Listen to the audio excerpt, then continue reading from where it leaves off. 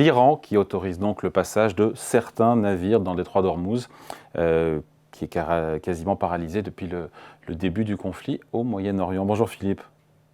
Bonjour David. Philippe Escande, éditorialiste économique. Bon, on voit ça comme un geste de bonne volonté de la part du pouvoir iranien, ou on se dit qu'au passage, ça arrange évidemment leurs affaires, puisqu'on sait que l'économie iranienne pâtit aussi de ce blocage et cette fermeture du détroit. Eh bien, ce qu'on peut dire, c'est que les Iraniens, finalement, peut-être par rapport à Donald Trump même, ils ont vraiment une stratégie de défense dans cette guerre qui est assez maligne compte tenu de l'état dans lequel sont ces infrastructures après les bombardements. Et ils savent appuyer là où ça fait mal. Et là où finalement peut-être l'administration Trump n'a pas vraiment anticipé la chose, c'est-à-dire qu'ils contrôlent, et c'est vraiment la démonstration, ils savent contrôler le détroit d'Ormuz, et le détroit d'Ormuz, eh ben, c'est une partie importante de l'économie mondiale, hein. C'est 20% de la consommation mondiale de pétrole, et puis aussi des importations et des passages de cargo pleins de matières premières pour les engrais, pour l'hélium, pour le gaz.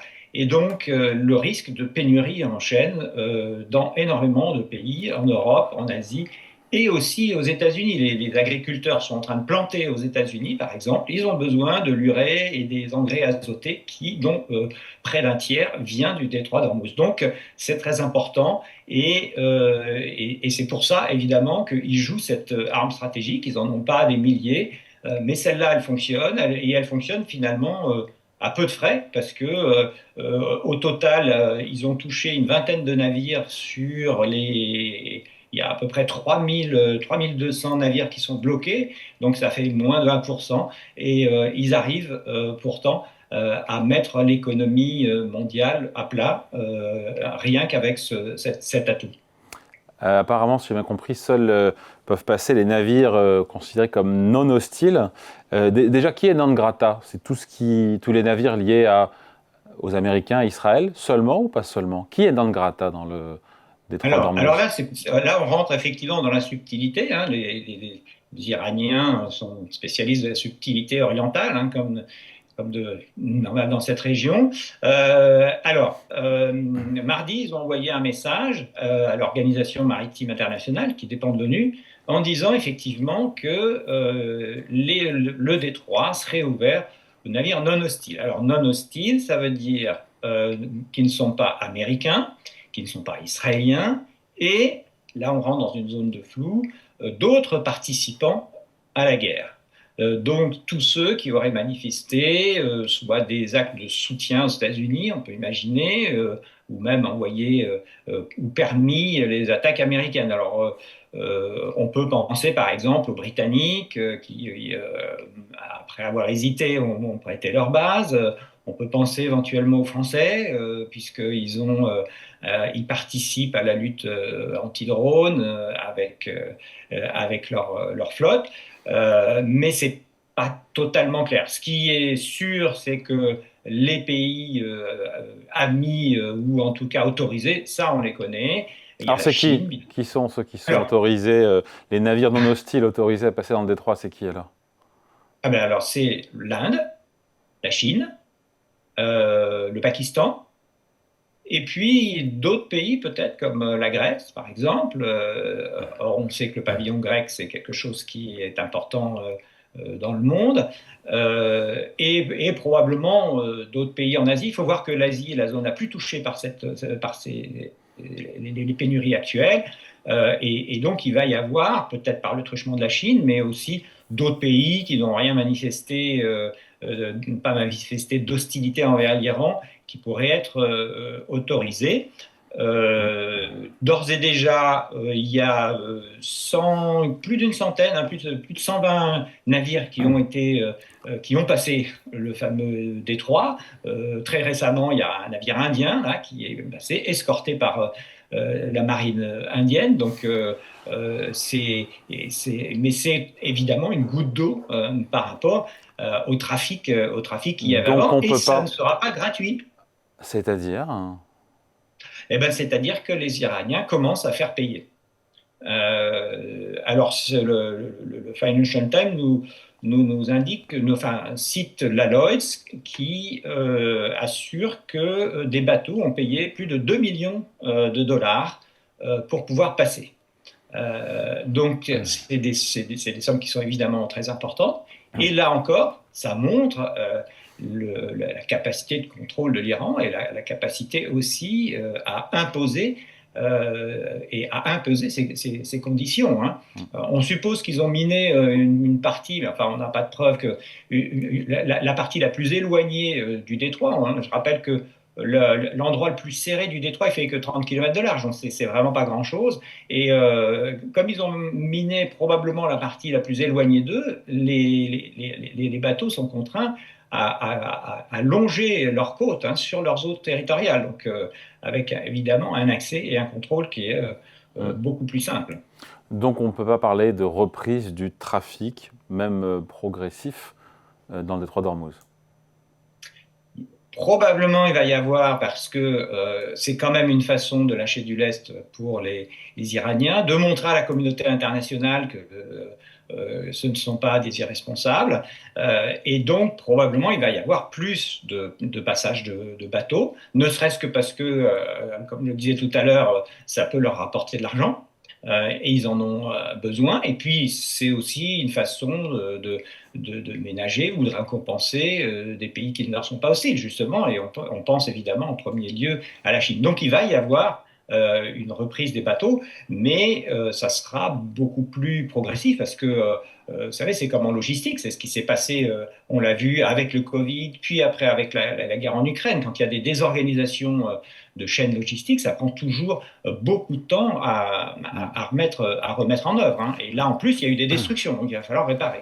Est-ce que les transporteurs, les grands transporteurs maritimes, ont communiqué et potentiellement annoncé à échéance plus ou moins proche que leurs porte-containers, leurs tankers repartiraient dans les prochains jours via le détroit?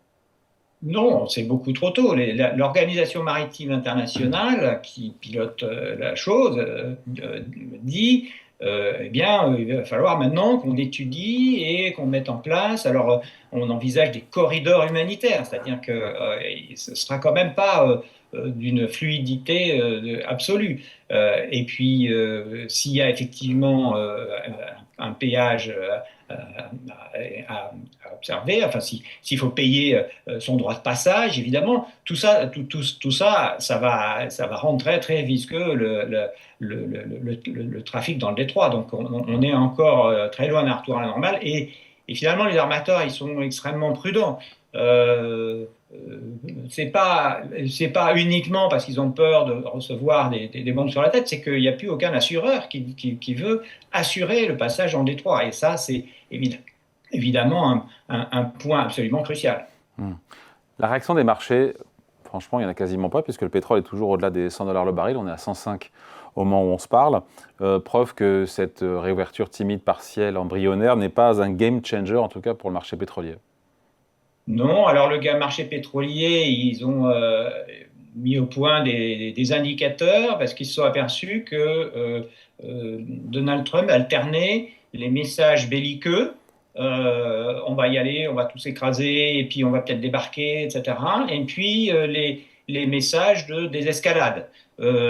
C'est presque fini, maintenant on va pouvoir entrer dans des négociations, etc. Et à chaque fois, évidemment, les mouvements. Et donc, les traders qui suivent ça et qui essayent d'anticiper, ils commencent maintenant à prêter attention et à chercher, en fait, à quel moment Donald Trump commence à faire des discours de désescalade.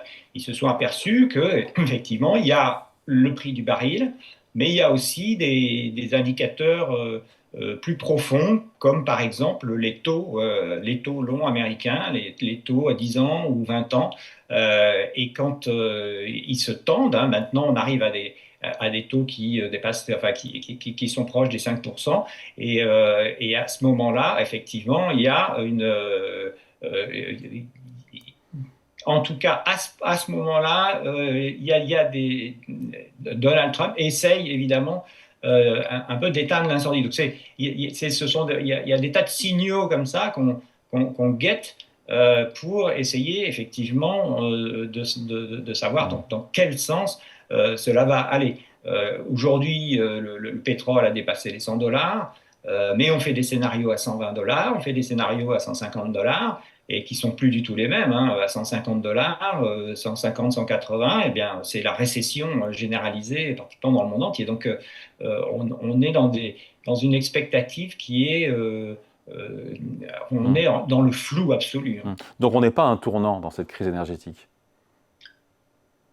Le tournant, en fait, c'est vraiment on va dire la prise de conscience que l'Iran a encore des armes dans sa poche, que donc il va falloir en passer par une négociation, que ça va concerner le détroit d'Ormuz, hein, c'est probablement par là que ça va se normaliser, et à ce moment-là, effectivement, il va falloir, on va quand même probablement changer de régime, mais évidemment, tant que les hostilités n'ont pas cessé, on restera dans des zones extrêmement dangereuses pour l'économie mondiale. Hein. C'est vraiment pas un sujet uniquement américain, mais pour l'économie mondiale. D'autant que il n'y a pas que le problème des États-Unis face à l'Iran. Il y a aussi l'attitude d'Israël et des pays du Golfe derrière.